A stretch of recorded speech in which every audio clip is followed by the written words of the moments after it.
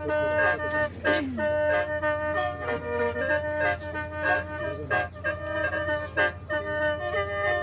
ลูกที่ที่หนึ่งมีกี่ตัดคนหนึ่ง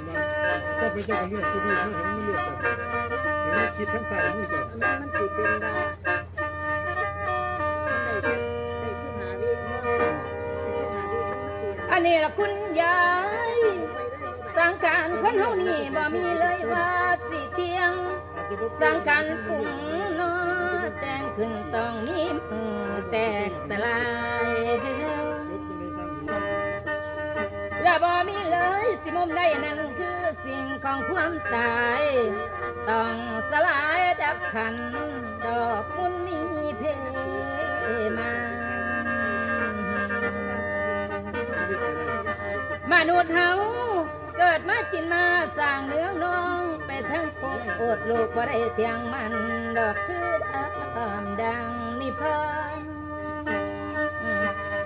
และบ่คือเพิ่นผู้เพิ่นตัดกิเลสได้บ่ได้ห่วงพันตาตั้งแต่องค์สัมมาเพิ่นยังไล่เวียงวังบ่ห่วงหยังดอกทั้งสิ้นเขาองค์ไล่วังกว้างกะบินทองบ่ของเกี่ยว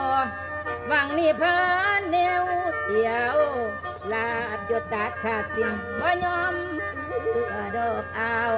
นะตัวของเพิ่น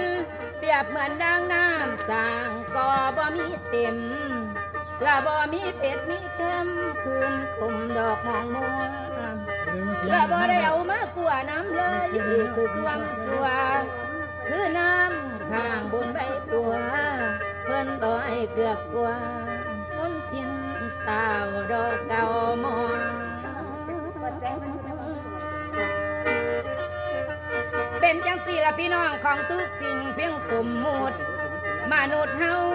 เกิดแล้วตายบทเดียวแล้วบ่มีเลยสิเหลือกลางฟังตำคิ้วหิวเข้าใส่เจ้าสิลีอยู่ใส่ถึงเวลาเจ้าแล้วบ่มีมนโอ้ย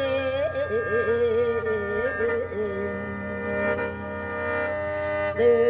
ว่าคนบ่มีมงสื่อว่าตายนอคุณยายโอ้ยนอโอ้ยละนา